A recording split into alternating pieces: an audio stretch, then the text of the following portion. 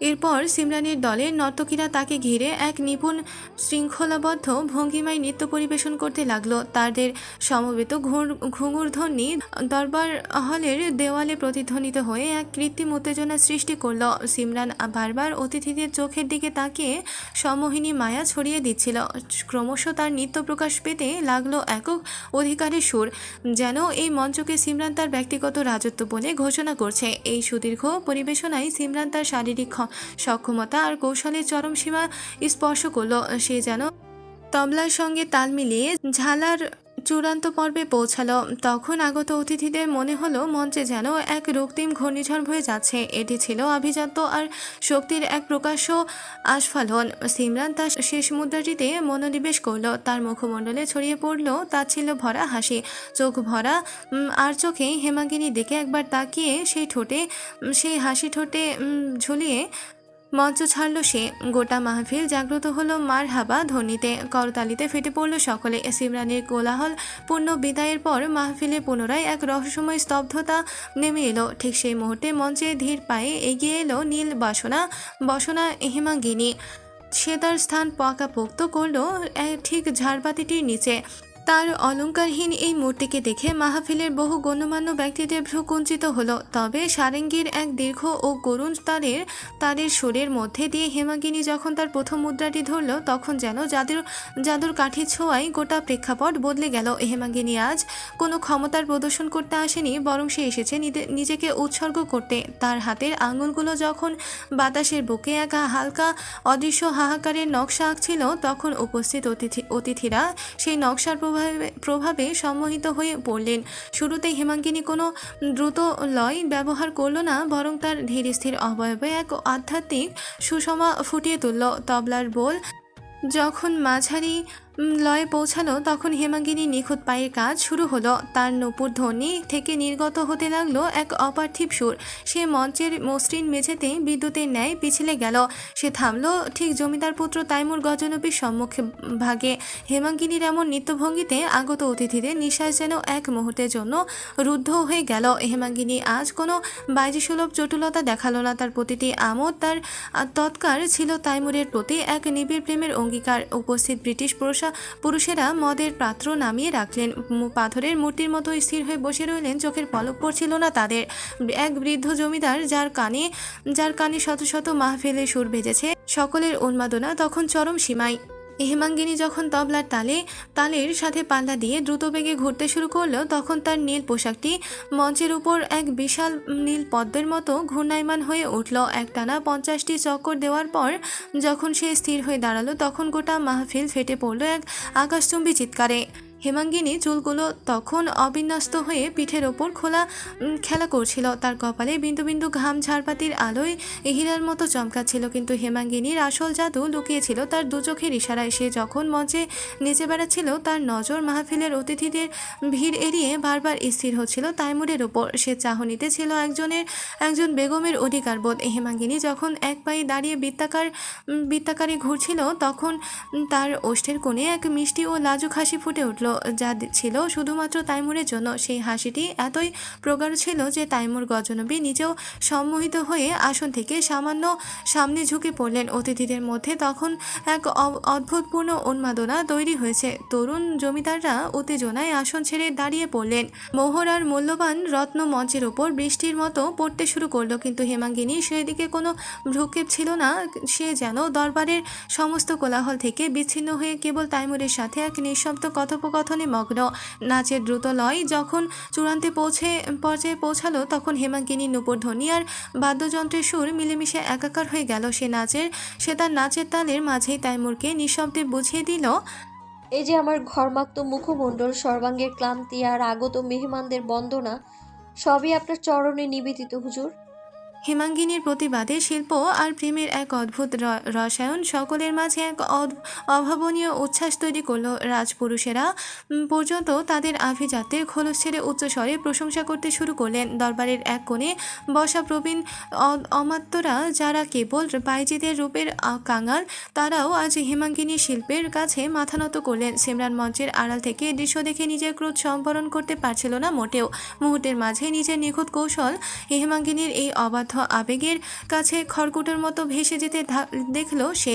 অতিথিদের এই নিয়ন্ত্রণহীনভাবে উচ্ছ্বাস আর তাইমুরের চোখের মুগ্ধতা সিমরানকে এই এক অগভীর অন্ধকারের দিকে ঢেলে দিতে লাগলো ক্রমশ। সিমরান বুঝতে পারলো এক পরাজিত সেনাপতির মতো নিজের পতন চাক্ষুষ করছে সে। মঞ্চের ঠিক ওপরে মখমলের আসনে উপবিষ্ট জমিদার সিকান্দার গজনবী তখন এক পাথরের মূর্তির মতো স্থির। তার হাতের পাত্রটি তখন ঠিক কখন হেলে পড়েছে সে আর সেখান থেকে মূল্যবান মদিরা কার্পেটে চুইয়ে পড়ছে সেদিকে তার বিন্দুমাত্র খেয়াল নেই। তার চোখের সামনে কেবল ভাসছে গতরাতে সেই দৃশ্য। সিমরান তার শয়নকক্ষে বসে অত্যন্ত দম্ভের সাথে প্রতিশ্রুতি দিয়েছিল যে আজ সে ভরা মাহফিলের মঞ্চে হেমাঙ্গিনী শিল্পকে একঘেয়ে প্রমাণ করবে। সে বলেছিল হেমাঙ্গিনীকে জনসমক্ষে এমনভাবে অপদস্থ করা হবে যে লজ্জায় সে নিজের এই রাজ্য ত্যাগের সিদ্ধান্তে উপনীত হবে। কিন্তু আজ রাতের এই দৃশ্যপট ছিল সম্পূর্ণ ভিন্ন, বিপরীত। সিকান্দার গজনবী আজ কেবল এক বাজির নাচ দেখেনি, তিনি চাক্ষুষ করেছেন এক অবিশ্বাস্য গণজাগরণ। আমন্ত্রিত সকল অতিথিরা যখন একে একে দাঁড়িয়ে হেমাঙ্গিনীকে কুর্নিশ জানাচ্ছিলেন তখন সিকান্দার বুঝতে পারলেন আজ সিমরানের অতি নিখুঁত শিল্প হেমাঙ্গিনীর নিকট হেরে গেছে। অতিথিদের মাঝে ছড়িয়ে পড়া এই উন্মাদনার পর হেমাঙ্গিনীকে অযোগ্য বলে বিতাড়িত করার কোনো যুক্তি আর ধোপে টিকবে না, বরং তাকে বহিষ্কার করলে গজনবী বংশের বিচারের ওপর কলঙ্ক লোপন করা হবে। সবচেয়ে বড় বিপদের সংকেত তিনি পেলেন তার নিজের বড় পুত্রের নিকট হতে। সিকান্দার আর চোখে দেখলেন নবাব তাইমুর গজনবী তার রাজকীয় গাম্ভীর্য বিসর্জন দিয়ে আসন ছেড়ে দাঁড়িয়ে পড়েছেন। তার দু হাতের করতালি যেন থামতেই চাইছে না। তাইমুরের চোখে মুখে আজ কোনো লুকোছাপা নেই, বরং সেখানে বিরাজমান হেমাঙ্গিনীর প্রতি এক প্রগাঢ় এবং পবিত্র ভালোবাসা। সিকান্দারের শঙ্কা আজ পূর্ণতাই রূপ নিল। তাইমুর তো কেবল মোহাচ্ছন্ন নয়, বরং সে আজ সকলের সামনে এই বাইজের প্রেমে নিজেকে সঁপে দিয়েছে। জমিদারের প্রশস্ত কপালে ঘামের রেখা ফুটে উঠল। ভরা মাহফিলে এই দৃশ্য তার বহু বছরের সুকৌশলী ক্ষমতার ভিতকেও যেন এক নিমিষে টলিয়ে দিল। হেমাঙ্গিনী যখন মঞ্চ থেকে নেমে ধীর পায়ে পেছনের অলিন্দের দিকে অগ্রসর হচ্ছিল ঠিক তখন তার প্রতিটি পদক্ষেপ ছিল একজন বিজয়ীর মতো। তার সেই ঘর্মাক্ত মুখবয়বে যেন কোনো ক্লান্তির রেশ ছিল না, বরং ছিল এক স্বর্গীয় প্রশান্তি। অলিন্দে প্রবেশ করতেই তার চোখাচোখি হলো সিমরানের সাথে। সিমরানের মুখমণ্ডল তখন রাগে আর অপমানে নীল হয়ে গেছে। তার হাতের মুঠোয় থাকা রেশমি রুমালটিও প্রায় ছিঁড়ে যাওয়ার মতো উপক্রম। হেমাঙ্গিনী এক মুহূর্তের জন্য থামল। সে সিমরানের সেই বিষাক্ত চোখের দিকে তাকিয়ে তার ওষ্ঠের কোণে এক শীতল বাঁকা হাসি ফুটিয়ে তুলল। কোনো বাক্য ব্যয় না করে সেই একটি হাসি যেন সিমরানকে বুঝিয়ে দিল, আপনার সকল অহংকার শিল্পের দম্ভ আজ আমার পায়ের নুপুরে ধনির কাছে পরাজিত উস্তাদি। সিমরান হেমাঙ্গিনীর হাসির অর্থ বুঝতে পারল। সে স্তম্ভিত হয়ে দাঁড়িয়ে রইল। এছাড়া করার কী বা আছে? তার দর্প যে আজ ধুলোয় মিশে গেছে। পেছনের সাজঘরে পৌঁছাতেই বিলকিস বানু ঝড়ের বেগে ধেয়ে এলেন হেমাঙ্গিনীর পানে। দুই হাত প্রশস্ত করে হেমাঙ্গিনীকে জড়িয়ে ধরলেন। প্রবীণ উস্তাদনির চোখে আজ জল। তিনি আবেগ মথিত কণ্ঠে বললেন, আজ তুই কেবল নৃত্য পরিবেশন করিসনি রে বেটি, আজ তুই আমার হারানো সম্মান পুনরুদ্ধার করেছিস। গজনবী মাহফিল আজীবন তোর এই নীল বসনার স্মৃতি বয়ে বেড়াবে। সাবাস বেটি। হেমাঙ্গিনী বিলকিস বানুর বুকে মাথা রেখে ফিসফিস করে বলল, খালা, আজ আমি তোমার দেয়া শিক্ষাকে অমর্যাদার দ্বার গোড়ায় পৌঁছাতে দিইনি। এ জয় আমার নয়, এ জয় আমাদের সত্যের জয়, আমাদের শিল্পের জয়। ওদিকে বড় হলঘরের তখন এক ভিন্ন রকমের আগ্নেয়গিরি বিস্ফোরণের অপেক্ষায়। হেমাঙ্গিনী মঞ্চ থেকে নামার পর আমন্ত্রিত অতিথিদের মাঝে বিপুল সাড়া পড়ে গেল। বেশ কয়েকজন প্রতিবেশী জমিদার ও উচ্চ পদস্থ ইংরেজরা তাদের আসন ছেড়ে সরাসরি হেমাঙ্গিনীর সন্ধানে পেছনের অলিন্দের দিকে এগিয়ে গেলেন। তারা হেমাঙ্গিনীকে ঘিরে ধরলেন, আর কেউ তার হাতের মুদ্রা নিয়ে বাহবা দিলেন, কেউ বা তার সারেঙ্গের লয় নিয়ে উচ্ছ্বাস প্রকাশ করছেন। অতিথিদের এই ভিড় আর হেমাঙ্গিনীর সাথে তাদের এই অতি অপ্রয়োজনীয় কথোপকথন দূর থেকে পর্যবেক্ষণ করছিলেন জমিদার পুত্র তাইমুর গজনবী। এতক্ষণে যে চোখে কেবল মুগ্ধতা ছিল, সেখানে এসে এবার ভর করল এক রাস প্রলয়ঙ্কারী ঈর্ষা। তাইমুরের অন্তরাত্মা তখন জ্বলে পড়ে ছাই হয়ে যাচ্ছে। প্রতিবার যখনই কোনো অপরিচিত পুরুষ হেমাঙ্গিনীর খুব কাছে গিয়ে কথা বলছিল, তাইমুরের মুষ্টিবদ্ধ হাত দুটো রক্তিম হয়ে উঠছিল। তার মনে হচ্ছিল যে হেমাঙ্গিনী নৃত্য শুধুমাত্র তার জন্যই উৎসর্গ হবার কথা। তার যার তার প্রতিটি চোখের ইশারা কেবল তার হৃদয়ে ঠাঁই পাওয়ার কথা। তাকে কেন পরপুরুষের প্রশংসার পাত্রী হতে হবে? প্রেমিক পুরুষেরা যেভাবে আপন ভালোবাসার উপর চূড়ান্ত মালিকানা দাবি করে, তাইমুরের ভেতরেও সেই আদিম অধিকারবোধ আজ গর্জে উঠল। তিনি মনে মনে চাইলেন মাহফিলের সকল অতিথিকে মুহূর্তে বিদায় করে দিতে, যেন হেমাঙ্গিনী কেবল তার দৃষ্টির সীমানায় বন্দী থাকে। তার চোখের মণিতে এক ধরনের আধার নেমে এলো। হলঘরে ঝাড়বাতির আলো তার কাছে তখন অসহ্য মনে হতে লাগলো। হেমাঙ্গিনীর এই সাফল্য তাকে যেমন গর্বিত করেছে, তেমনি এই আগত মেহমানদের লোলুপ প্রশংসা তার হৃদয়ে তপ্ত সীসার মতো বিচ্ছে। নবাব তাইমুর গজনবী বুঝতে পারলেন তিনি হেমাঙ্গিনীর সাথে জুড়ে থাকা প্রতিটি বস্তুর প্রতি আসক্ত। তার মোহ, তার রূপ, শ্বাস প্রশ্বাস কিংবা তার দেহ, সবটা তার চাই। এক চিলতে ভাগাভাগির স্থান নেই এখানে। পুরো মাহফিল তখনও গুঞ্জনে মুখর। জমিদার সিকান্দার গজনবী যখন দেখলেন পরিস্থিতি আর নিয়ন্ত্রণের বাইরে চলে যাচ্ছে, তিনি ইশারায় দাউদকে মাহফিল সমাপ্তির ঘোষণা দিতে বললেন। ঘোষণার পর অতিথিরা অনিচ্ছা সত্ত্বেও বিদায় নিতে শুরু করলেন, কিন্তু তাদের মুখে কেবলমাত্র একটি নাম ধ্বনিত হতে লাগলো, হেমাঙ্গিনী। মাহফিলের শেষ হতেই বাইজিরা সারিবদ্ধভাবে নিজ মহলে ফিরে এলো। প্রধান কক্ষের সেই বিশাল আয়নার সামনে, যেখানে আজ সন্ধ্যায় সিমরান দর্প ভরে নিজের রূপ নেহার করছিল, সেখানে বিরাজ করতে লাগলো এক অখণ্ড নীরবতা। সিমরান পাথরের মূর্তির মতো দাঁড়িয়ে আছে। তার সেই টকটকে লাল জরির পোশাক এখন আর রক্তের মতো লাল দেখাচ্ছে না, বরং পরাজয়ের এক জরাজীর্ণ স্মারক হয়ে তার গায়ে ঝুলে আছে। সিমরানের দুপাশে দাঁড়িয়ে থাকা অনুগত নর্তকীরাও মস্তক অবনত করে রেখেছে। তাদের চোখে মুখে সেই শানিত আর উদ্ধতের লেশমাত্র নেই। হেমাঙ্গিনী ধীর পায়ে কক্ষের মাঝখানে এসে দাঁড়ালো। তার ঘরমাক্ত ললাটে এখন সেই আত্মবিশ্বাসের দ্যুতি। নির্বসনে সেই সাধারণ মেয়েটি আজ যেন এক অলৌকিক শক্তিতে বলিয়ান। তার পেছনে ছায়ার মতো দাঁড়িয়ে আছেন বিলকিস বানু, আর তার দু চোখেও আজ জয়লাভের প্রশান্তি খেলা করছে। হেমাঙ্গিনী কক্ষের নিস্তব্ধতা ভেঙে মৃদুস্বরে বলতে শুরু করলো, উস্তাদনি সিমরান, কক্ষের বাতাস বড় ভারী ঠেকছে না আপনার কাছে? আজ সন্ধ্যায় বাইজি মহলের বারান্দায় দাঁড়িয়ে যে আকাশ চুম্বী সংকল্পের কথা আপনি বলেছিলেন, তার প্রতিধ্বনি কি এখনো আপনার কানে বাজছে? নাকি মাহফিলের সেই অজস্র মোহর আর রত্ন বৃষ্টির শব্দে আপনার নিজস্ব স্বর হারিয়ে গেছে? হেমাঙ্গিনীর উচ্চারিত প্রতিটি শব্দ ছিল শানিত তীরের মতো, যা সিমরানের দম্ভের বর্ম ভেদ করতে যথেষ্ট। তবুও সে কোনো উত্তর দিল না। তার চোয়াল শক্ত, দৃষ্টি মেঝের কার্পেটে নিবদ্ধ। হেমাঙ্গিনী এক কদম এগিয়ে এলো। তার কণ্ঠস্বরে এবার মিশল এক অদ্ভুত তুচ্ছ তাচ্ছিল্য, যদিও তা অতি ভদ্রতার আবরণে ঢাকা। আজকের মাহফিলে সুর আর তালের যে সংঘাত হলো, তাতে কে শ্রেষ্ঠ আর কার শিল্প আজ ধূলি লুণ্ঠিত হলো, তা নিয়ে কি এখানে উপস্থিত কারো মনে কোনো সংশয় আছে? যারা আজ মঞ্চে মোহর ঢেলেছে, তারা কি কেবল রূপের কাঙাল ছিল, নাকি তারা আজ প্রথমবারের মতো শিল্পের এই রুদ্রমূর্তি দেখেছে, যা কেবল আত্মার গহীন থেকে উৎসাহিত হয়? হেমাঙ্গিনী কক্ষের বাইরে বাইজিদের দিকে দৃষ্টি ফেরালো। আপনাদের কি কোনো দ্বিমত আছে? উস্তাদনি সিমরানের এই জ্যামিতিক নিখুঁত চক্কর আর আমার এই অলংকারহীন আরতি, এই দুয়ের মাঝে গজনবী মাহফিলের মেহমানরা কাকে বেছে নিয়েছে, তা কি পুনরায় বলার প্রয়োজন আছে? প্রত্যুত্তরে কেউ কোনো কথা বলল না। নর্তকীরা একে অপরের দিকে তাকাচ্ছিল। তারা সচক্ষে দেখেছে হেমাঙ্গিনী যখন নাচছিল, তখন খোদ জমিদার পুত্র তাইমুর গজনবী তার গদি ছেড়ে সামান্য ঝুঁকে পড়েছিলেন। নৃত্য শেষ হতেই তিনি আসন ছেড়ে দাঁড়িয়ে পড়েছেন। তার এই মুগ্ধতার মাঝে ছিল হেমাঙ্গিনীর প্রতি বশ্যতার শিকার। সিমরানের নীরবতা দেখে হেমাঙ্গিনী পুনরায় বলতে শুরু করলো।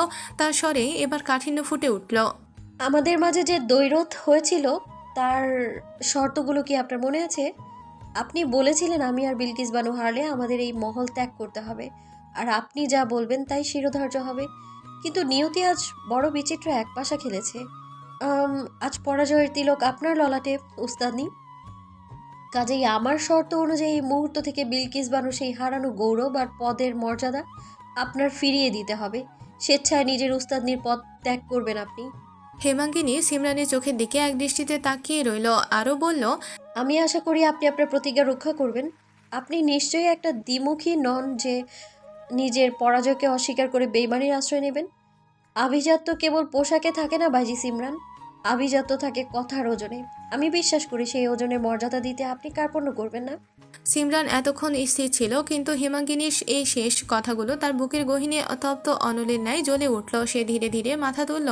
তার চোখে পরাজয়ের গ্লানি থাকলেও অন্তরে এক বিষাক্ত সাপের হিসিস ধ্বনি শোনা যাচ্ছিল। তবে সে কেন কোনো চিৎকার করলো না, প্রতিবাদও করলো না। সে জানে আজ পুরো মহলে জনমত প্রকাশ্য না হলেও অভ্যন্তরে তার বিপক্ষে। সে ধীর হাতে ছোট বোন সিন্দুক থেকে চাবির গোছাটি বের করে নিল। এই চাবি গোছাটি কেবল ধাতুর টুকরো নয়, এটি ছিল এই বাইজি মহলের একছত্র আধিপত্যের প্রতীক। সিমরান অতি কষ্টে চাবি সমেত নিজের কম্পিত হাতটি বিলকিস বানুর দিকে এগিয়ে দিল। বিলকিস বানু যখন সেই চাবির গোছাটি গ্রহণ করলেন, তখন তার হাতও সামান্য কাঁপছিল। সিমরান চাবির হস্তান্তর করেই দ্রুত পায়ে কক্ষ থেকে বেরিয়ে যেতে উদ্যত হলো। তার মনে হচ্ছিল এই কক্ষের প্রতিটি দেওয়াল তাকে বিদ্রুপ করছে। ঠিক সেই মুহূর্তে বিলকিস বানুর গম্ভীর কণ্ঠস্বর কক্ষের দেওয়ালে প্রতিধ্বনিত হলো। দাঁড়ান বাইজি সিমরান। সিমরান থমকে গেল। পেছন না ফিরে সে হাতজোড়া মুষ্টিবদ্ধ করে দাঁড়িয়ে রইল। বিলকিস বানু ধীর পায়ে এগিয়ে গেলেন তার সম্মুখে, বললেন, আমি চাইলে আজই আপনাকে এবং আপনার এই দাম্ভিক দগলকে মহল থেকে বিতাড়িত করতে পারতাম, কিন্তু শিল্পের সাধনায় প্রতিশোধের কোনো স্থান নেই। আমি চাই আপনি এই মহলেই থাকবেন, আপনার শিল্প চর্চা চালিয়ে যাবেন, কিন্তু মনে রাখবেন, এই শিল্প ক্ষমতার দম্ভে অন্ধ হয়ে যায়, তখন তার পতন অনিবার্য।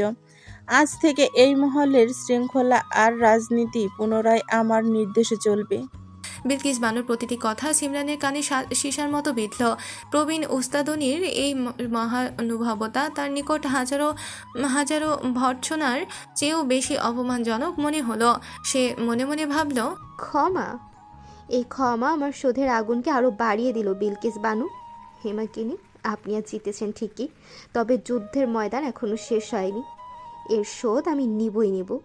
সিমরান দ্রুত কদম ফেলে অন্ধকার করিডোর দিয়ে মিলিয়ে গেল। তার দলের বাকি বাজিরাও মাথা নিচু করে তাকে অনুসরণ করলো। কক্ষটি এখন শূন্য, কেবল প্রদীপের আলোয় হেমাঙ্গিনী আর বিলকিস বানু দাঁড়িয়ে আছেন। বিলকিস বানু হেমাঙ্গিনীকে জড়িয়ে ধরলেন, বললেন, বেটি, তুই আজ অসাধ্য সাধন করেছিস, তোকে নিয়ে আমার গর্ব হচ্ছে। হেমাঙ্গিনী খালার কাঁধে মাথা রাখল, কিন্তু তার মন পড়ে আছে অন্য কোথাও। সে ভাবছিল উক্ত মুহূর্তটির কথা, যখন সে মঞ্চে নাচছিল, তখন তার তাইমুরের চোখের মনি তাকে অনুসরণ করছিল। হেমাঙ্গিনী জানে তার আসল লড়াই এখন শুরু হবে। একজন বাইজির কপাল থেকে নিষিদ্ধ তকমা মুছে ফেলে অন্দরমহলে নিজের স্থান পোক্ত করতে হবে। হেমাঙ্গিনী মনে মনে তাইমুরকে উদ্দেশ্য করে বলল, হুজুর, আজ থেকে আপনার বেগম হবার এক মরণপণ সংগ্রাম শুরু হলো আমার। দুনিয়ার সকল পুরুষ যখন নারী দেহের কাঙাল, একমাত্র আপনিই তখন এই নশ্বর শরীরকে ছাপিয়ে আমার মনকে নিজের করে পেতে চেয়েছেন। ভাগ্যের নির্মমতা যদি আপনার দ্বিতীয় বেগম হতে হয়, আমি রাজি। এমনকি নিয়তি যদি আমায় আপনার তৃতীয় বেগমের আসনেও বসিয়ে দেয়, আমি অবনত মস্তকে তা মেনে নেব। তবুও আপনার এই অনুরাগ আমি বিফলে যেতে দেব না। কপাল হতে নিষিদ্ধ তকমা মুছে আপনার অন্দরমহলের সাম্রাজ্ঞী হতেও প্রস্তুত আমি। প্রাতকালীন রৌদ্রের প্রখরতা তখনও গজনবী এস্টেটের সৌচ্চ তরণগুলোকে স্পর্শ করতে পারেনি। কুয়াশার পাতলা চাদর সরিয়ে ভোরের আলো যখন অন্দরমহলের বারান্দায় এসে পড়ল, তখন সেই স্নিগ্ধতার মাঝেও এক অদ্ভুত গুমট ভাব বিরাজ করছিল। গজনবী অন্দরমহলের প্রতিটা ইট যেন গতরাতের সেই প্রলয়ঙ্কারী মাহফিলের সাক্ষ্য বহন করছে। জমিদার সিকান্দার গজনবী তার খাস কামরায় আসীন, তার সম্মুখে রাখা রূপোর থালায় সাজানো বিবিধ ফল আর তামাকের পাত্র, কিন্তু আহারের প্রতি তার বিন্দুমাত্র আগ্রহ নেই। বরং চোখের মণিতে এক ধরনের আরক্ত আভা, যা অনিদ্রা আর ক্রোধের এক বিচিত্র সংমিশ্রণ। হাতে থাকা হুক্কার নলে তিনি ঘন ঘন টান দিচ্ছেন, আর সেই ধোঁয়া কক্ষের ভারী পর্দার ভাঁজে ভাঁজে গিয়ে মিশে যাচ্ছে ক্ষণিকের মাঝে। তৎক্ষণাৎ দাউদ এসে কুর্নিশ জানালো জমিদার সিকান্দার গজনবীকে। হুজুর, বাঙ্গাজি সিমরান আনন্দমহলের তরণদ্বারে উপস্থিত। আপনার আদেশ অনুসারে তাকে নিয়ে আসা হয়েছে। সিকান্দার গজনবী কোনো কথা বললেন না, তবে হাতের ইশারায় ভেতরে আসার অনুমতি দিলেন। তার গম্ভীর মুখমণ্ডল দেখে অভিজ্ঞ দাউদও এক প্রকার ততস্থ হয়ে গিয়ে পিছিয়ে গেল। কক্ষতলে নূপুরের অতি মৃদু শব্দধ্বনিত হলো। সিমরান প্রবেশ করল। রাতের সেই উগ্র রক্তিম সাজ আজ আর নেই, তার পরিবর্তে পরনে একটি হালকা রঙের রেশমি পোশাক। মাথায় ঘোমটা টেনে সে অত্যন্ত বিনীত ভঙ্গিতে সিকান্দারের সামনে এসে দাঁড়ালো। তার চোখে মুখে আজ ক্লান্তির ছাপই স্পষ্ট। চিরচেনা সেই ধূর্ত চাহনিও আজ নিমজ্জিত। সিকান্দার গজনবী হুক্কার নলটি সরিয়ে সোজা হয়ে বসলেন। তার কণ্ঠস্বর কক্ষের নিস্তব্ধতাকে চিরে দিয়ে গম্ভীর নাদে বেজে উঠল।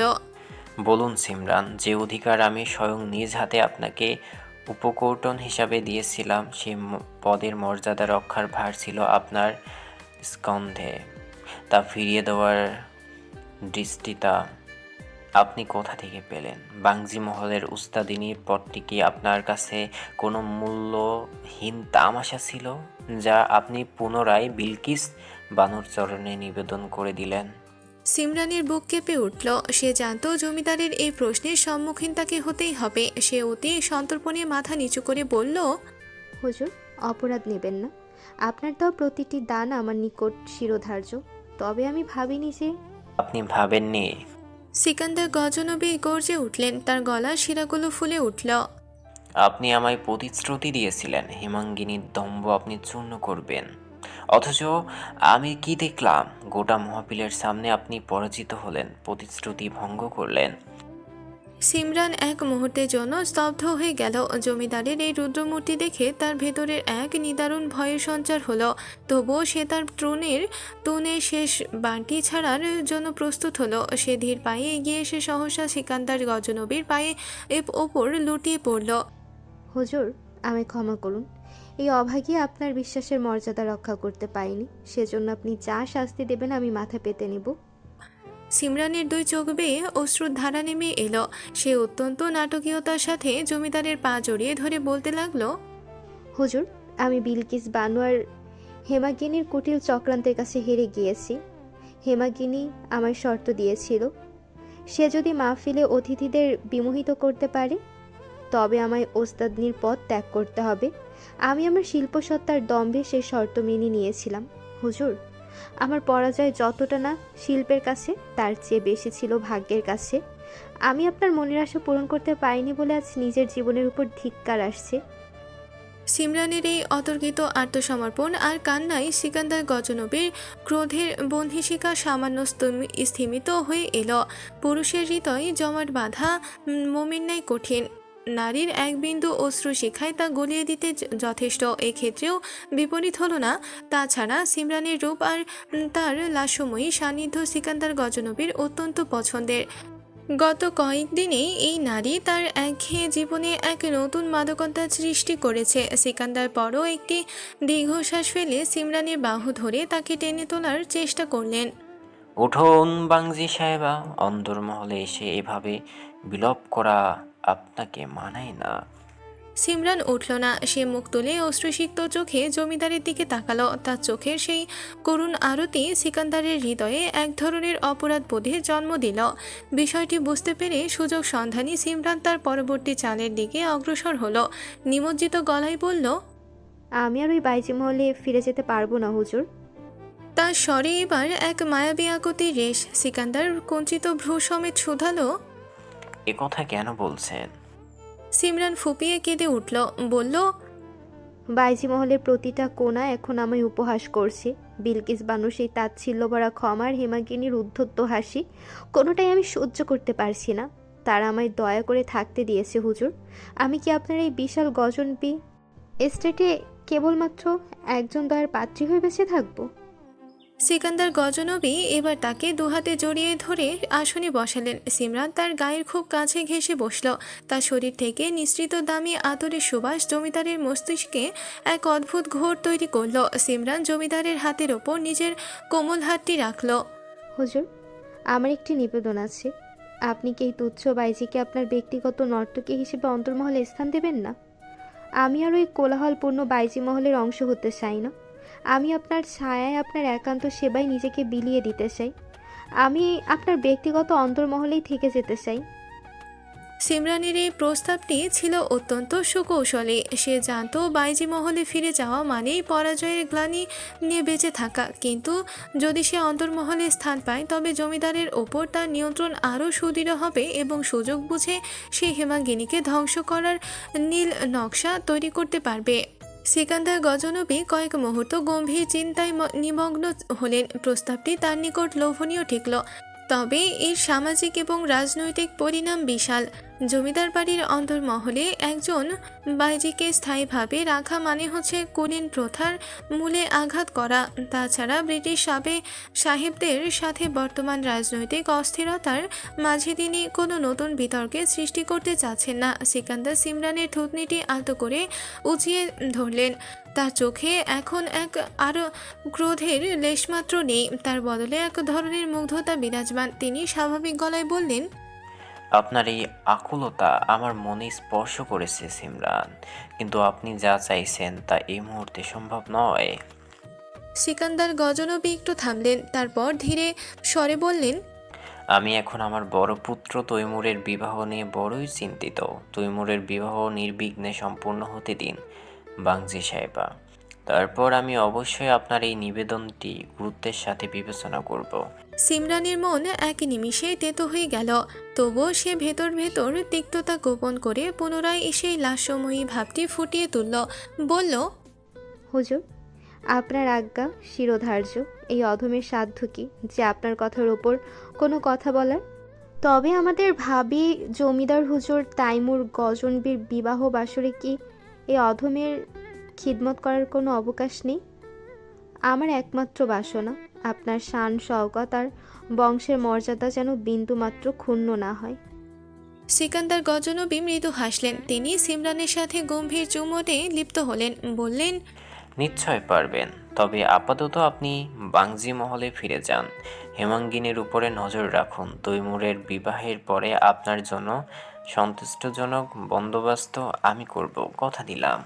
সিমরান কুর্নিশ জানিয়ে বিদায় নিল। কক্ষ থেকে বের হওয়ার সময় তার ওষ্ঠে এক কুটিল হাসির রেখা ফুটে উঠল। এক নতুন যুদ্ধের প্রস্তুতি নিয়ে সে আজ পা বাড়ালো বাইজি মহলের দিকে। প্রতিটি খিলানে অলিন্দে এবং মার্বেল পাথরের থামে হীরা কাচের তৈরি মোমের ঝাড় লণ্ঠনগুলো থেকে বিচ্ছুরিত আলো এক মোহনীয় পরিবেশ তৈরি করেছে আজ গজনবী এস্টেটের সুবিশাল হল ঘরে। আজ মাহফিল বসেনি, তবে আজ অনুষ্ঠিত হতে চলেছে বহু প্রতীক্ষিত নক্ষত্র সভা। 15 জন অতি ধনাঢ্য মহাজন এবং প্রভাবশালী ব্যবসায়ী তাদের পরমা সুন্দরী কন্যাদের নিয়ে উপস্থিত হয়েছেন উক্ত সভায়। এই সভার আড়ালে যে এক কঠিন রাজনৈতিক ও বংশীয় সন্ধি লুকানো আছে তা উপস্থিত সকলের জানা। বিশাল হলের পারস্য গালিচায় আজ আভিজাত্যের এক অলিখিত প্রতিযোগিতা চলছে। চারিদিকে অগরু চন্দন আর আতরের ঘ্রাণে নিঃশ্বাস ভারী হয়ে আসে। আমন্ত্রিত মহাজন এবং ব্যবসায়ীরা সুসজ্জিত হয়ে আভিজাত্যের দম্ভ নিয়ে আসেন। তাদের কন্যারা এক একজন যেন শরতের আকাশের উজ্জ্বল নক্ষত্র। কারো পরনে বেনারসি কিমখাব, কারো অঙ্গে সূক্ষ্ম মসলিনের অলঙ্কৃত কাজ। উচ্চবংশীয় এই ললনাদের প্রতিটি মুদ্রায় বসার ভঙ্গিতে আর পরিশীলিত হাসিতে এক ধরনের শীতল দম্ভ বিদ্যমান। তারা জ্ঞাত তাদের মাঝেই একজনকে বেছে নেওয়া হবে গজনবী বংশের ভাবী সম্রাজ্ঞী হিসেবে। হলঘরের সেই মাসন্দে আসীন জমিদার সিকান্দার গজনবী। কিছু দূরেই আরেকটি মাসন্দে আসীন নবাব তাইমুর গজনবী। 15 জন কন্যা আজ নিজেদের সর্বোচ্চ উজাড় করে তাইমুরের মনোযোগ আকর্ষণের চেষ্টা করছে। কেউ অতি সূক্ষ্ম চটুলতায় পাশে জনের সাথে এমনভাবে কথা বলছে যাতে তাইমুর তার পানির দৃষ্টি নিবদ্ধ করতে বাধ্য হন। কেউ বা তার পানির পাত্র এগিয়ে দেওয়ার জন্য এমনভাবে ঝুঁকছে যেন তার হাতে চুরি ঝংকার তুলে তাইমুরের কানে এক বিশেষ বার্তা পৌঁছে দেয়। সুলতানা নামের এক অতি রূপবতী কন্যা, যার পিতা এই অঞ্চলের সবচেয়ে বড় তুলা ব্যবসায়ী, সে সুযোগ পেলেই তুচ্ছ বিষয়ে কথা বলে তাইমুরের ঠোঁটের হাসি রেখা খোঁজার ব্যর্থ চেষ্টা করছে। আবার রোহানা নামের আরেকজন তার সুনিপুণ হাতে বোনা একটি রুমাল তাইমুরের আসনের পাশে এমনভাবে রেখেছে যেন জমিদার পুত্রের সেদিকে নজর পড়ে। কিন্তু তাইমুর আজ এক পাথরের মূর্তির ন্যায় স্থির। তার ভেতরে এক অবর্ণনীয় যন্ত্রণা কাজ করছে। সে এই সাজানো আভিজাত্য গালে ঝুলিয়ে রাখা কৃত্রিম হাসি তার নিকট অসহ্য বলে মনে হচ্ছে। তৎক্ষণাৎ দাউদের ঘোষণা শোনা গেল, গজনবীর বংশের ঐতিহ্য রক্ষার্থে এবং আজকের এই নক্ষত্র সভাকে আলোকিত করতে মঞ্চে আসছেন বাঙ্গাজি হেমাঙ্গিনী। সঙ্গে সঙ্গে তাইমুর আর চোখে পিতার পানি চাইলেন। জমিদার সিকান্দার গজনবীর চোখে তখন এক ধূর্ত তৃপ্তি। তিনি জানেন এই 15 জন রূপসীর মাঝে তাইমুরকে বসিয়ে দিয়ে তিনি হেমাঙ্গিনীকে এক চূড়ান্ত যন্ত্রণার মুখে ঠেলে দিয়েছেন। তার এই উদ্দেশ্য বুঝতে সময় লাগলো না তাইমুর গজনবীর। হলঘরের এক কোণ থেকে সারেঙ্গীর বিষাদমাখা সুর ভেসে এলো। হেমাঙ্গিনী মঞ্চে প্রবেশ করলো। আজ তার সেই চিরচেনা নীল বসন নেই। জমিদারের নির্দেশে তার পরনে আজ আগুনের মতো জ্বলজ্বলে এক উগ্র পোশাক। চড়া প্রসাধন আর ভারী গহনায় আর তার সহজাত স্নিগ্ধতা ঢাকা পড়েছে। সে মঞ্চে দাঁড়াতেই তার নজর সরাসরি গিয়ে আছড়ে পড়ল তাইমুরের ওপর। তাইমুরের চারপাশ ঘিরে 15 জন ললনা। কেউ তার খুব কাছে ঘেঁষে বসেছে, কেউ বা তাকে স্পর্শ করবার চেষ্টায় মগ্ন, কেউ তার চোখের দিকে তাকিয়ে মোহময়ী হাসি ছড়াচ্ছে। হেমাঙ্গিনীর হৃদয়ে যেন সহস্র কিছু বিচ্ছু একসাথে দংশন করলো। যাকে সে এই নগণ্য জীবনের একমাত্র আরাধ্য মেনেছে, সেই জমিদার পুত্র আজ অন্য সাধারণ ললনাদের হাস্যলাপের কেন্দ্রবিন্দু হতে দেখা তার কাছে বিষবৎ। যাকে সে হৃদয়ের মণিকোঠায় গোপনে পূজা করেছে, তাকে আজ পরনারীর ভিড়ে দেখা তার পক্ষে মরণাধিক যন্ত্রণার। তবুও হেমাঙ্গিনী থেমে রইল না। শুরু হলো তার নৃত্য।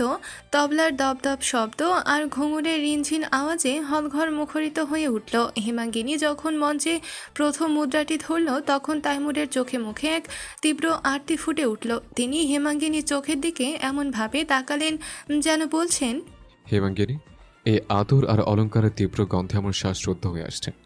এই ললনাগণ তাদের রূপের মায়াজালে আমায় চারিদিক থেকে অবরুদ্ধ করে ফেলেছে। আমি মিথ্যা আড়ম্বর আর এক মুহূর্ত তিষ্ঠাতে পারছি না। আমাকে এখান থেকে নিয়ে চলুন।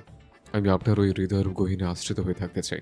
তাইমুরের এই অস্থিরতা হেমাঙ্গিনী দৃঢ়ভাবে অনুভব করল। সুলতানা তখন তাইমুরের কানের কাছে মুখ নিয়ে কিছু একটা বলে খিলখিল করে হেসে উঠল। সেই হাসিটি হেমাঙ্গিনীর কানে গরম সীসার মতো বিঁধল। কিন্তু সে বিচলিত হলো না। সে ঘুরতে ঘুরতে একদম মঞ্চের কিনারায় চলে এলো, যেখানে তাইমুর আসীন। তার চোখের মনি স্থির হলো তাইমুরের ওপর। হেমাঙ্গিনীর সেই তীক্ষ্ণ চাহনি তাইমুরকে এক নিঃশব্দ বার্তা পৌঁছে দিল, যেন সে ইশারায় বলল, ধৈর্য ধরুন হুজুর। আপনি এই অতি রূপসীদের ভিড়ে নিজের গাম্ভীর্য হারাবেন না। এই সভা শুধু আভিজাত্য নয়, বরং বংশীয় সম্মানের অংশ। কোনোভাবেই যেন আপনার সম্মান ধূলিসাৎ না হয়। আমি আপনার অন্তরের কুটিরে আছি তো। হেমাঙ্গিনীর আশ্বস্ত করার ভঙ্গিটি ছিল অতি নাটকীয়। সে নৃত্যের তালের মাঝেই তার হাতের একটি মুদ্রায় তাইমুরকে বোঝালো যে তিনি যেন এই পরিস্থিতি শান্তভাবে সামলান। তাইমুরও হেমাঙ্গিনীর মায়াবী শাসনের কাছে নতি স্বীকার করল। তার মুষ্টিবদ্ধ হাত দুটি শিথিল হলো। তিনি লম্বা একটি শ্বাস নিয়ে পুনরায় পিঠ সোজা করে বসলেন। তবে হেমাঙ্গিনীর এই বিশেষ অঙ্গভঙ্গি চতুর সুলতানার দৃষ্টি এড়ালো না। তার মনে ঈর্ষা ও সন্দেহ দানা বাঁধল। রুবিনা নার্কশিটকে সুলতানার কানের নিকট মুখ নিয়ে ফিসফিস করে বলল, দেখুন, এই বাইজিটি কি উদ্যত। নাচের ছলে বারবার জমিদার পুত্রর দিকে এমনভাবে তাকাচ্ছে যেন তার উপর একগুচ্ছ অধিকার আছে। অভিজাত্য নেই বলেই হয়তো এমন চটুলতা দেখাচ্ছে। সুলতানা টিটপনি কাটল, বলল, এর নামই তো বাইজি। এরা রাজপুরুষদের বশ করার মন্ত্র আওড়ায়, কিন্তু তাতে কি আর রাজপুরুষদের মন গলে? তাদের এই ব্যঙ্গাত্মক কথাগুলো জমিদার সিকান্দার গজনবীর শ্রবণ গোচর হচ্ছিল। তিনি একাকী এই গোপন দৃশ্যপট উপভোগ করছিলেন। তবে তাইমুর তার হেমাঙ্গিনী কিভাবে চোখের ভাষায় একে অপরের সাথে এক নিষিদ্ধ কথোপকথনে মগ্ন, তা জমিদারের দৃষ্টি এড়ায়নি। সিকান্দার গজনবী মনে মনে হাসলেন। অতি নিমজ্জিত স্বরে বললেন, তুমি যতবার ওর চোখে আশ্রয় খুঁজবে, আমি ততবার তোমাকে এই রূপসীদের শিকলে বাঁধব। দেখি তুমি কতদিন মুখ ফিরিয়ে থাকতে পারো। নাচ যখন দ্রুতলয়ে পৌঁছালো, হেমাঙ্গিনী যেন আগুনের এক শিখা হয়ে মঞ্চময় ঘুরে বেড়াতে লাগলো। পরে সে 15 জন মহাজন কন্যার সামনে দিয়ে এমনভাবে যাচ্ছিল যে তার ওড়নার ঝাপটা তাদের দামি প্রসাধনের গন্ধে ধাক্কা দিচ্ছিল। তার প্রতিটি পদক্ষেপ এক নীরব উদ্ধত্ত ছিল, যা মহাজন কন্যাদের সাজানো আভিজাত্যকে ম্লান করে দিচ্ছিল বারবার। সুলতানা বারবার চেষ্টা করছিল তাইমুরের মনোযোগ তার দিকে ফেরাতে। সে একটি হীরাখচিত নস্যদানি তাইমুরের দিকে এগিয়ে দিল। তাইমুর সেটি নিলেন না, কেবল উপেক্ষা ভরা দৃষ্টি সুলতানার উপর নিক্ষেপ করলেন। তাইমুরের বিরক্তি চরম পর্যায়ে পৌঁছে গিয়েছে তা প্রকাশ করার ঠিক আগ মুহূর্তে তিনি হেমাঙ্গিনীর চোখের দিকে তাকালেন। হেমাঙ্গিনী তখন অতি দ্রুততার সাথে চক্কর দিচ্ছিল। সেই ঘূর্ণনের মাঝেই সে তাইমুরকে ইশারায় নিষেধ করল, যেন সে বলতে চাইল, হুজুর, আপনি জমিদার পুত্র, আপনার মেজাজ যেন এই ক্ষুদ্র চক্রান্তে নষ্ট না হয়ে যায়। আপনি নিজের গাম্ভীর্য বজায় রাখুন। পুরো নক্ষত্র সভা তখন এক অদৃশ্য যুদ্ধের ময়দান। একদিকে 15 জন উচ্চবংশীয় ললনা যারা তাইমুরকে জয়ী করতে মরিয়া, অন্যদিকে এক নিঃস্ব বাইজি যে কেবল চোখের ভাষায় তার প্রেমিককে আশ্বস্ত করে চলেছে। নাচ শেষ হলো। হেমাঙ্গিনী মঞ্চের ঠিক মাঝখানে দাঁড়িয়ে অবনত মস্তকে কুর্নিশ জানালো। সে যখন মাথা তুলল, দেখল তাইমুর গজনবী তার আসনের হাতল ধরে ধীরে স্থির হয়ে বসে আছেন। তার মাঝে এখন কোনো অস্থিরতা নেই, বরং হেমাঙ্গিনীর শীতল আশ্বাসের প্রভাবে তিনি এখন এক গভীর প্রশান্তিতে আচ্ছন্ন। সিকান্দার গজনবী উঠে দাঁড়ালেন। তিনি গম্ভীর স্বরে ঘোষণা করলেন, আজকের এই নক্ষত্র সভা পূর্ণ হলো। আপনাদের যোগ্য কন্যারা আজ এই প্রাসাদকে আলোকিত করেছেন। এরপর সিকান্দার সরাসরি হেমাঙ্গিনীর চোখের দিকে তাকিয়ে বললেন, বাংজি, আপনার পরিবেশনা সমাপ্তি। আপনি এখন বিদায় নিতে পারেন। হেমাঙ্গিনী ধীরে ধীরে মঞ্চ থেকে নেমে এলো। সে যখন মহাজন কন্যাদের পাশ দিয়ে যাচ্ছিল, তখন সুলতানা অত্যন্ত নিচু স্বরে বলল, সুন্দর নেচেছো বাজি, তবে মনে রেখো নক্ষত্র সবাই চাঁদ একটাই থাকে, সেই চাঁদ তুমি নও। হেমাঙ্গিনীর পায়চারি থামল না। সে কোনো উত্তর দিল না, কেবল এক পলকের জন্য তাইমুরের দিকে তাকালো। তাইমুর তখন সুলতানার দিকে থেকে মুখ ফিরিয়ে হেমাঙ্গিনী চলে যাওয়ার পথের দিকে তাকিয়ে আছেন। সেই চাহনিতে মিশে আছে প্রগাঢ় তৃপ্তি। সহসা হেমাঙ্গিনীর কানে জমিদার সিকান্দার গজনবীর কণ্ঠস্বর ভেসে এলো, মনসুর আলীর কন্যা সুলতানাকে আমার বড় পুত্র নবাব তৈমুর গজনবীর ভাবি বেগম হিসাবে মনোনীত করা হলো। গতরাতে সেই প্রদীপ্ত নক্ষত্র সভার মেঝের ঝাড়লণ্ঠন থেকে ঝরে পড়া মোমের অবশিষ্টাংশের মতোই ম্লান হয়ে এসেছে। তবে সেই স্তব্ধ তার নিচে আজ ধিক করে জ্বলছে এক গভীর ষড়যন্ত্রের অনল। জমিদার সিকান্দার গজনবী তার খাস কক্ষে আসীন। তার প্রশস্ত ললাটে চিন্তার রেখা নিয়ে একদৃষ্টে তাকিয়ে আছেন জানালার বাইরে আঙিনার দিকে। মুখায়বে এক কুয়াশাচ্ছন্ন গাম্ভীর্য রয়েছে। শব্দে কক্ষের নিস্তব্ধতা ভঙ্গ হলো। বিশ্বস্ত অনুচর দাউদ মস্তক অবনত করে আরো জানালো, হুজুর, রহমান আলী তার দুহিতা সুলতানকে নিয়ে তরণদ্বারে দণ্ডায়মান। আপনার অনুমতির অপেক্ষায় রয়েছেন তারা। সিকান্দার গজনবী ধীরস্থির ভাবে উঠে বসলেন। তার ঠোঁটের কোণে এক নিগুড় হাসির রেখা ফুটে উঠল। তিনি দাউদকে তাদের ভেতরে নিয়ে আসার সংকেত দিলেন। কক্ষে প্রবেশ করলেন ধনাঢ্য তুলা ব্যবসায়ী মনসুর আলী। তার প্রতিটি পদক্ষেপে এক ধরনের উদ্ধত দম্ভ বিদ্যমান, যা কেবল অগাধ বিত্ত হতেই আগত। তার ঠিক পশ্চাতেই ধীর পদক্ষেপে প্রবেশ করল সুলতানা।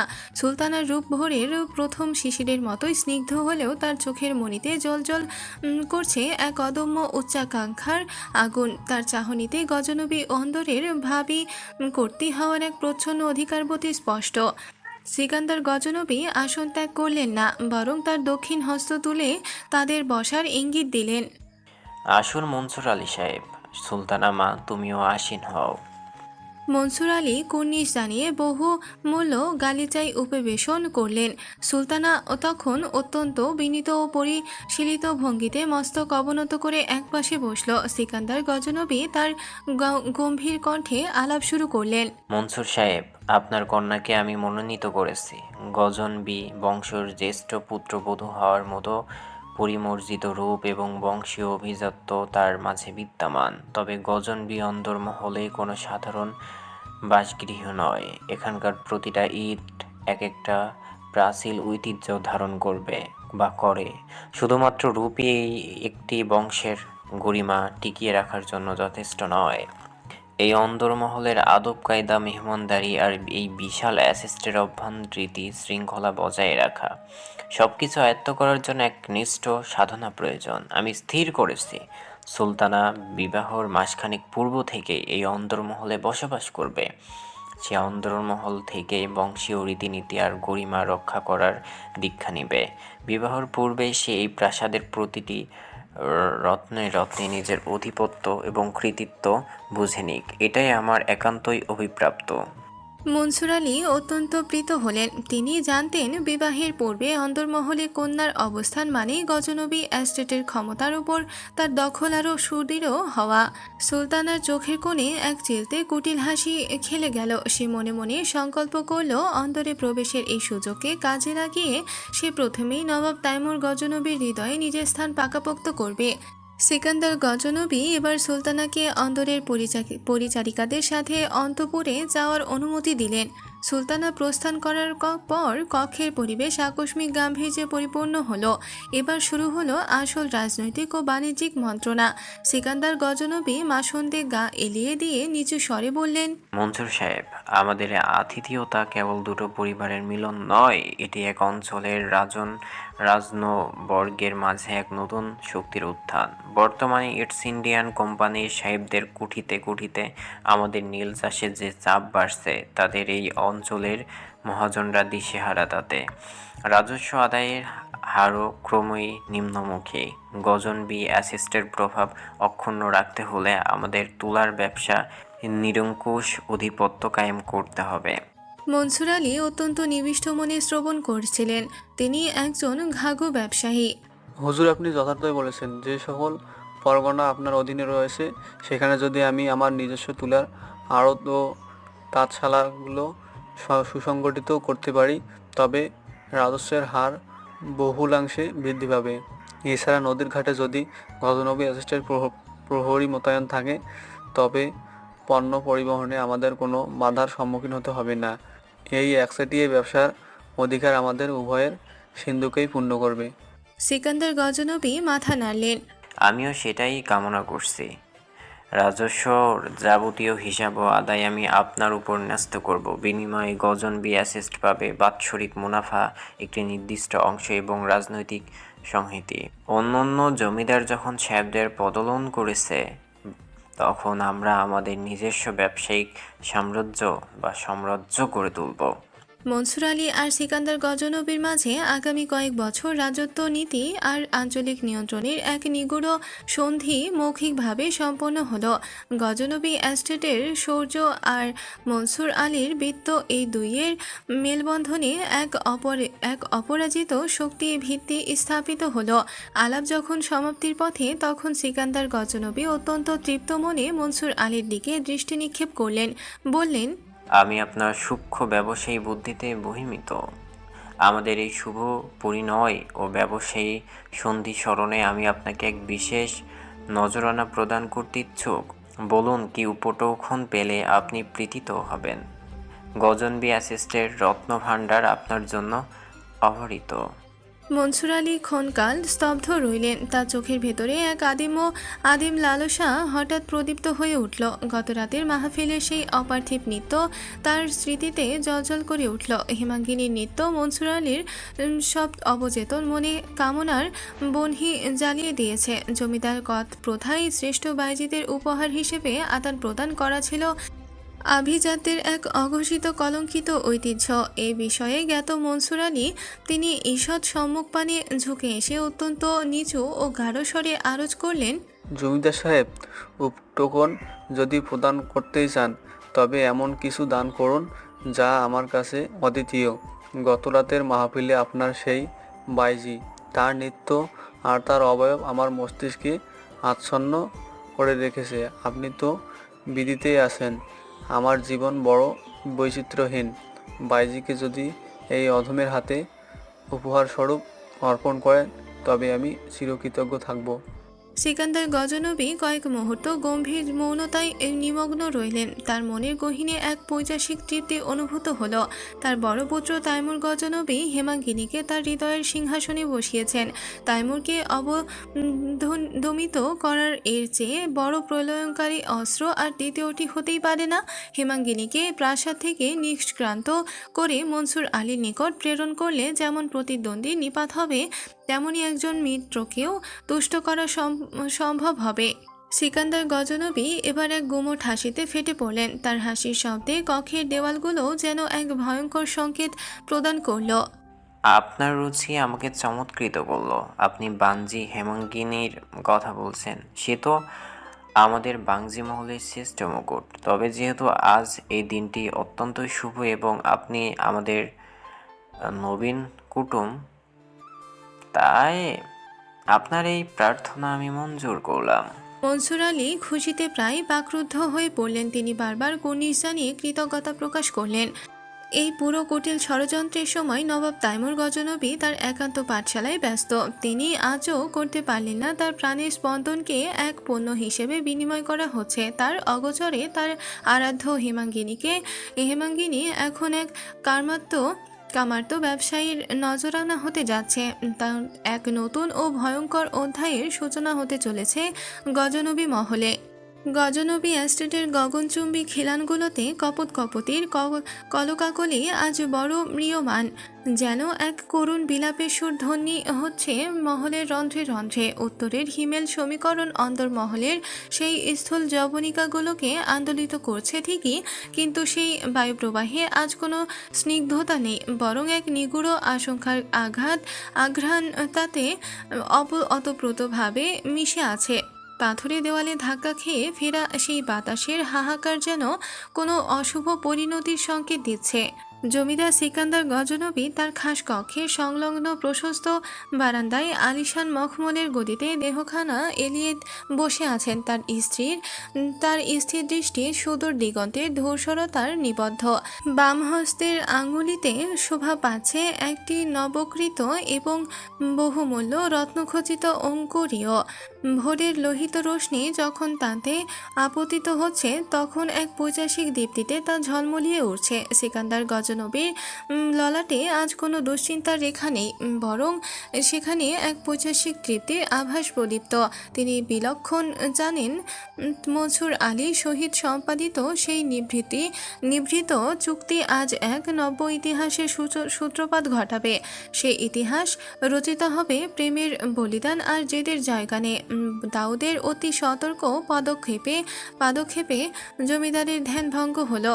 সে অত্যন্ত বিনীত ভঙ্গিতে মস্তক অবনত করে বারান্দায় পদার্পণ করল। সে অবগত যে এই সময়ে কর্তার চিত্তের প্রশান্তি বিঘ্নিত হওয়া কতটা বিপজ্জনক হতে পারে। দাউদ তার কণ্ঠস্বর যথাসম্ভব অবমনিত করে আরও জানালো, হুজুর, আপনার আজ্ঞা অনুসারে বাঙ্গাজি হেমাঙ্গিনী আনন্দমহলের সিংহাধারে দণ্ডায়মান। তিনি আপনার সদাই অনুমতির প্রতীক্ষা করছেন। সিকান্দার গজনবীর ওষ্ঠাধারে এক চিলতে কুটিল হাসির রেখা ফুটে উঠল। তিনি অত্যন্ত ধীরস্থিরভাবে বললেন, তাকে অন্তর্পূর্বে নিয়ে এসো দাউদ। আর শোনো, কক্ষের চতুর্পাশে যেন কোনো কাকপক্ষীও না থাকে। আমাদের এই নৃগল মন্ত্রণার প্রতিটি শব্দ যেন এই পাষাণ দেওয়ালের অভ্যন্তরে সমাহিত থাকে। দাউদ পুনরায় ভূমিষ্ঠ হয়ে কুর্নিশ জানিয়ে প্রস্থান করল। ক্ষণকাল পরে অলিন্দে নুপুরের সেই চিরপরিচিত নিক্কণ শ্রুত হলো। তবে আজ সেই ধ্বনিতে কোনো চপলতা বা মাধুর্য নেই, বরং এক প্রগাঢ় জড়তা আর বিষণ্ণতা তাতে বিদ্যমান। হেমাঙ্গিনী প্রকোষ্ঠ প্রবেশ করলেন। তার মুখাবয়বে প্রসাধনের বিন্দুমাত্র লেশ নেই, তবুও সেই প্রাতকালীন ম্লান আলোয় তার স্বাভাবিক শ্রী যেন এক বিমূর্ত কাব্যের ন্যায় দীপ্তমান হয়ে উঠেছে। অন্দরমহলের এই অযাচিত এবং অকাল তলব তার নিকট অত্যন্ত রহস্যময় ও অনভিপ্রেত ছিল। সে জমিদারের সম্মুখে উপস্থিত হয়ে আভিজাত্যের চরম পরাকাষ্ঠা প্রদর্শনপূর্বক কুর্নিশ জানালো। সিকান্দার গজনবী তার সেই গম্ভীর ও গুমট কণ্ঠে আলাপন শুরু করলেন, উপবেশন করুন বানজি সাহেবা। আপনাকে আজ এক বিশেষ রাজকীয় এবং জমিদারিক প্রয়োজনে আহ্বান করেছি। আপনি এই গজনবী অ্যাসিস্টের কেবলমাত্র এক নর্তকী নন, আপনি আমাদের গরিমা এবং অভিজাত্যের এক অবিচ্ছেদ্য অংশ। আপনার অনুপম নৃত্যকলা আর পরিশীলিত আচরণ এই অঞ্চলের প্রতিটি পরগনায় আমাদের বংশের শৌর্য বৃদ্ধি করে।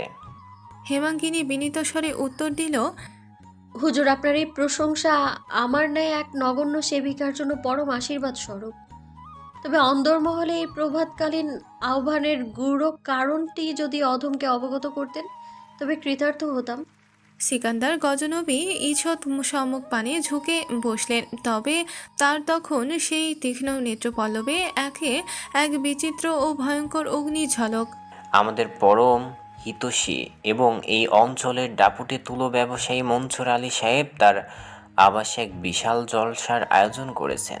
তার এই পারিবারিক মহোৎসব কেবল বিনোদনের নিমিত্ত নয় এবং গজনবি অ্যাসেস্টের সাহিত্য তার আগামী দিনের বাণিজ্যিক ও রাজনৈতিক সন্ধির এক প্রলয়স্করী স্তম্ভ। মনসুর আলী সাহেবের ঐকান্তিক বাসনা এই যে গজনবি অ্যাসেস্টের সর্বশ্রেষ্ঠ অলঙ্কার যেন তার সেই জলসা ঘরকে আলোকিত করে। আমি তার সেই প্রার্থনাকে সম্মান জানিয়ে স্থির করেছি আপনি সেখানে আমাদের প্রতিনিধি হয়ে পদার্পণ করবেন। হিমাঙ্গিনীর অন্তরাত্মা এক মুহূর্তের জন্য যেন হিম হয়ে গেল।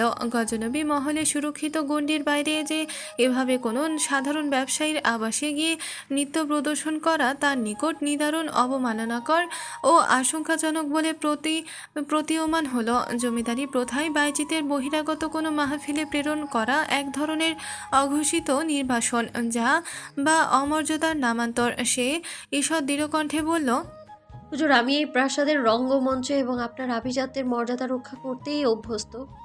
বিজাতীয় কোনো ব্যক্তি মালিকানাধীন উৎসবে অংশগ্রহণ করা কি গজনবী বংশের ঐতিহ্যের সহিত সঙ্গতিপূর্ণ হবে? তদুপরি কোনো ব্যবসায়ীর কুঠিতে গিয়ে নর্তন করা? সিকান্দার গজনবী এবার তার কণ্ঠস্বরে সত্য এবং কাঠিন্য আনলেন। জমিদার হিসেবে তার আদেশে যে ধ্রুব সত্য সে এবং প্রশ্নাতীত তা তিনি আর তার প্রখর চাহনিতেই স্পষ্ট করলেন। তিনি বললেন, আপনার শৈলিক দক্ষতার প্রজ্ঞা নিয়ে আমার বিন্দুমাত্র সংশয় নেই, কিন্তু আপনাকে স্মরণ রাখতে হবে জমিদারের আদেশ অলঙ্ঘনীয়। মনসুর সাহেব সহিত আমাদের আগামী দিনের যে স্বার্থ নিহিত আছে তার গুরুত্ব অপরিসীম। আপনি সেখানে উপস্থিত হলে গজনবী বংশের শ্রেষ্ঠত্ব প্রতিপন্ন হবে। আপনি আজই আপনার প্রসাধন ও আনুষঙ্গিক সজ্জা সুসংগঠিত করুন। সূর্যাস্তর পূর্বেই সুসজ্জিত পালকিত করে আপনাকে মনসুর আলীর সাহেবের কুঠিতে পৌঁছানোর ব্যবস্থা করা হবে। মনে রাখবেন, এটি আমার চূড়ান্ত আজ্ঞা, কোনো প্রস্তাব নয়। হেমাঙ্গিনী অনুধাবন করল যে তর্কের আর কোনো অবকাশ নেই। তার চতুর্থ পাশের প্রাচীরগুলো যেন এক নিমিষেই সংকুচিত হয়ে এলো। সে এক দীর্ঘশ্বাস অন্তরেই সমাহিত করে মস্তক অবনত করল, বলল, আপনার আদেশ শিরোধার্য হুজুর। আমি প্রস্তুতির নিমিত্ত বিদায় নিচ্ছি। বাইজি মহলের প্রত্যাবর্তন করে হেমাঙ্গিনী যখন স্বীয় প্রকোষ্ঠে প্রবেশ করলো, তার পদযুগল যেন আর চলনক্ষম ছিল না। বাতায়ন দিয়ে আগত রৌদ্র রেখায় ধূলিকণাগুলো চঞ্চলভাবে বিচরণ করছিল ঠিকই, তবুও হেমাঙ্গিনীর চক্ষু সম্মুখের সব অন্ধকার প্রতিভাত হচ্ছিল। বিলকিস বানু তখন কক্ষের দ্বারের পাশে স্তম্ভিত হয়ে দাঁড়িয়েছিলেন। হেমাঙ্গিনীর বিমর্ষ বদন আর পাণ্ডুর চাহনি দর্শনে তিনি বিচলিত হয়ে অগ্রসৃত হলেন। কি ঘটিয়েছে বেটি? হুজুর কেন তলব করেছিলেন তোকে? তোর ললাটে এমন দুশ্চিন্তার করাল রেখা কেন?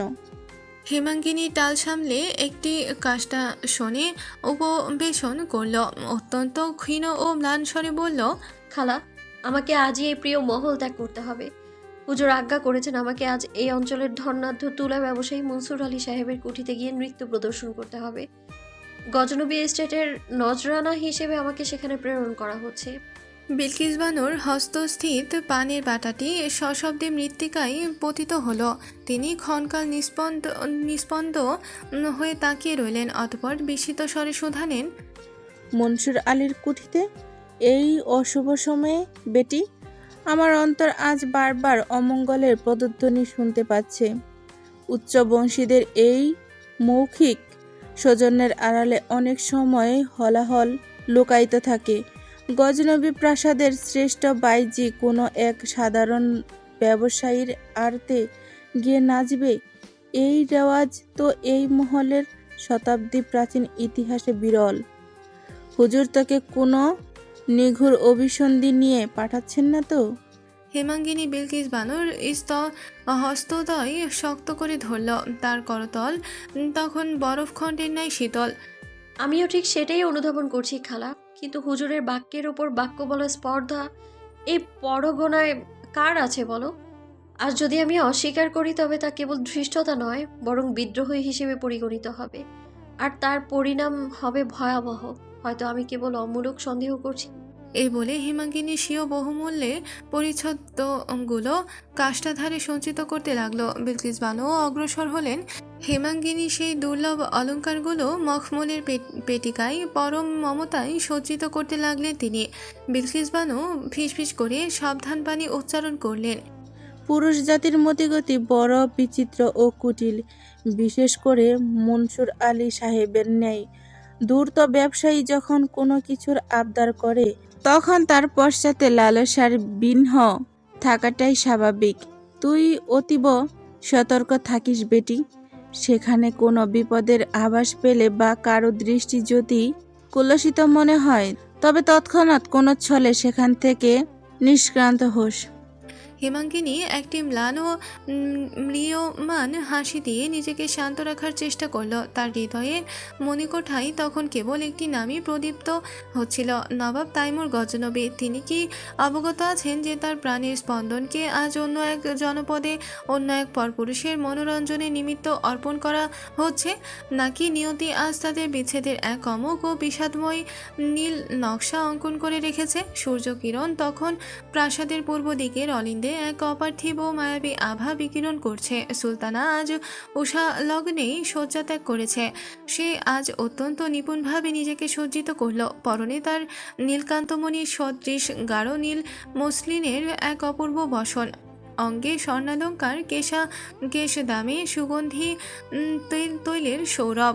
তার মুখাবয়বে আজ এক বিজয়ী হাসি দীপ্তিমান। সুলতানা আজ তার আধিপত্য বিস্তারে প্রথম বাস্তব পদক্ষেপটি গ্রহণ করতে যাচ্ছে। সে অবগত আছে যে কেবল অন্তঃপুরে বা বসে থাকলে লক্ষ্য অর্জন করা সম্ভব নয়।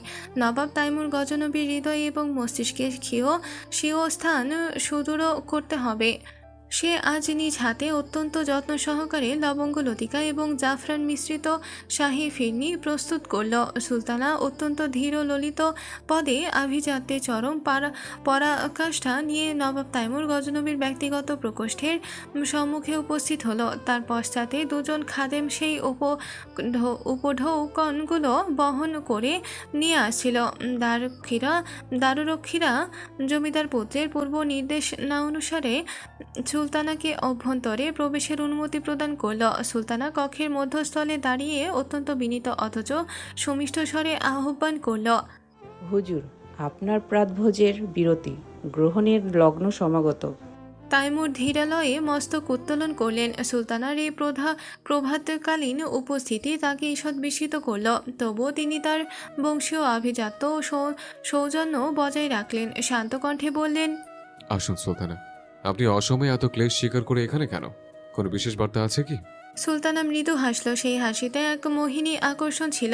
সে হস্তস্থিত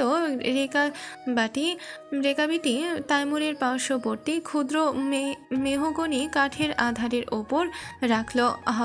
সহস্তে মিষ্টান্নের একটি পাত্র সম্মুখে এগিয়ে দিয়ে অত্যন্ত কোমল কণ্ঠে নিবেদন করল, শুরু তো হলো যে আপনি প্রাতকাল থেকে কিছুই গ্রহণ করেননি। আজ আমি হস্তক্ষেপ আপনার নিমিত্তে এই মিষ্টান্ন প্রস্তুত করেছি। যদি কিঞ্চিত আসাদ গ্রহণ করেন তবে আমার এই নগণ্য শ্রম সার্থক হবে। তাইমুর সুলতানার মুখমণ্ডলের দিকে একবার তীক্ষ্ণ অথচ স্থির দৃষ্টিতে অবলোকন করলেন। সুলতানার নয়নে এক অদম্য উচ্চাকাঙ্ক্ষা বিদ্যমান থাকলেও তার অবয়বে এক নিখুঁত আভিজাত্য ছিল। তাইমুর সুলতানাকে অসম্মান করার কথা চিন্তাও করতে পারলেন না। তিনি তাকে আসন গ্রহণের ইঙ্গিত দিয়ে বললেন, আপনি যখন এতটা যত্ন সহকারে এবং সহজে এটি প্রস্তুত করেছেন তখন তা প্রত্যাখ্যান করার সাধ্য আমার নেই। আপনি উপবেশন করুন সুলতানা। একাকী মিষ্টান্ন গ্রহণ করা তো এই প্রাসাদের শিষ্টাচার বিরুদ্ধ। সুলতানা অত্যন্ত প্রীতি হলো। সে ধীর পদে পার্শ্ববর্তী মখমলের আসনে উপবেশন করে তাইমুরের সহিত নানাবিধ বিষয়ে আলাপন শুরু করল। সে এই অঞ্চলের বর্তমান শাসন প্রণালী, গজনবী এস্টেটের গৌরবময় ইতিবৃত্ত এবং স্বীয় বংশের শৌর্যগাথা অত্যন্ত নিপুণভাবে উপস্থাপনা করতে লাগল। সুলতানার প্রতিটি বাক্যের অন্তরালে তাইমুরের চিত্ত জয় করার এক প্রচ্ছন্ন অথচ বলিষ্ঠ প্রয়াস আসছিল। সে প্রত্যাশা ছিল তাইমুর যেন অনুধাবন করেন যে সুলতানাই এই প্রাসাদের যোগ্য সম্রাজ্ঞী হওয়ার সকল গুণের অধিকারিণী। তাইমুরও স্মিত হাসে সুলতানার বাক্যের প্রত্যুত্তর প্রদান করছিলেন, কিন্তু তার মনের গহীন অরণ্যে কেবল একজন নারীরই প্রতিচ্ছবি প্রদীপ্ত হচ্ছিল।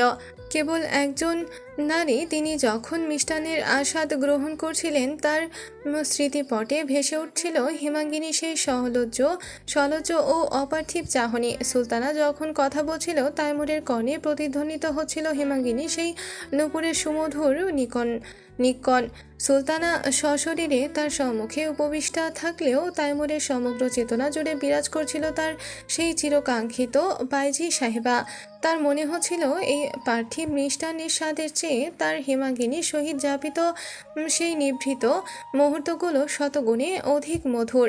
সুলতানা এক মাহেন্দ্রক্ষণে তাইমুরের নেত্রদ্বয়ের দিকে তাকিয়ে অত্যন্ত আত্মপ্রত্যয়ের সহিত বলল, হুজুর, এই গজনবী প্রসাদ যেমন বিশাল, এর অভ্যন্তরীণ শৃঙ্খলা বজায় রাখা ঠিক ততটাই দুরূহ। আমি প্রত্যাশা করি আপনি যেন এই এস্টেটের প্রতিটি ধূলিকণায় স্বীয় পূর্ণ আধিপত্য বজায় রাখেন, আর আমি আপনার সেই রাজকীয় অভিযাত্রায় একনিষ্ঠ ছায়া হয়ে অনুগমন করতে চাই। তাইমুর একটু ম্লান হাসলেন। তার সেই হাসির অন্তরালে এক অলঙ্ঘনীয় প্রাচীর ছিল যা সুলতানা ভেদ করতে অক্ষম ছিল। তাইমুর রেশমি রুমাল দিয়ে হস্ত পরিষ্কার করে বললেন, আধিপত্য আর অধিকার, এই দুইয়ের মধ্যস্থলে এক অতি সূক্ষ্ম গভীর সীমারেখা বিদ্যমান। তবে আপনার এই সহমর্মিতা আর আপনার হস্ত নির্মিত অসাধারণ মিষ্টান্নের জন্য আমি আন্তরিকভাবে কৃতজ্ঞ। আপনি গজনবী মহলের একজন পরিশীলিত ও মর্যাদা সম্পন্ন সদস্য হিসেবে নিজেকে প্রতিপন্ন করেছেন। সুলতানা মনে মনে অত্যন্ত পুলকিত ও গর্বিত হলো। সে ধারণা করলো যে তার মায়াজালে তাইমুর হয়তো কিঞ্চিত হলেও অভিভূত হয়েছেন। সে স্বীয় কল্পনার এক সুখের সাম্রাজ্য নির্মাণ করতে লাগলো, যেখানে সে হবে এই সুবিশাল প্রাসাদের একছত্র কর্ত্রী। বেলা যখন দ্বিপ্রহরে উপনীত হলো, গজনবী এস্টেটের প্রধান তরুণ দিয়ে একটি সুসজ্জিত জবনিকা ঘেরা পালকি ধীর গতিতে নিষ্ক্রান্ত হলো। সেই পালকির চতুর্পার্শ্বে ছিল 10 জন সশস্ত্র প্রহরী, যাদের হস্তে প্রদীপ্ত বল্লম আর কোটি দেশে লম্বিত কৃপাণ। পালকির অভ্যন্তরে উপবিষ্টা হেমাঙ্গিনী জবনিকার এক ক্ষুদ্র ছিদ্র দিয়ে একবার প্রাসাদের সেই গগনচুম্বী গম্বুজগুলোর দিকে অন্তিমবারের মতো দৃষ্টিপাত করল। তার নয়নে আজ কোনো অশ্রুধারা নেই, আছে কেবল একরাশ গাঢ় অন্ধকার ও অনিশ্চয়তা। সে অনুভব করছিল সে যেন এক অজ্ঞাত ও অন্ধকার গন্তব্যের দিকে ধাবিত হচ্ছে, যেখানে থেকে প্রত্যাবর্তন হয়তো তার ললাটে নেই। ওদিকে প্রাসাদের নিভৃত খাস কামরায় বসে সিকান্দার গজনবী পৈশাসিক শান্তিতে হাসছিলেন। তার সেই অট্টহাসির প্রতিধ্বনি কক্ষের প্রাচীরগুলোতে যেন এক ভয়ানক আতঙ্কের সৃষ্টি করছিল। তিনি দাউদকে আহ্বান করে অত্যন্ত শীতল ও কঠোর কণ্ঠে বললেন, দাউদ, মনসুর আলীকে সংকেত প্রেরণ করো, তার কাঙ্ক্ষিত উপটৌখন যাত্রা শুরু করো।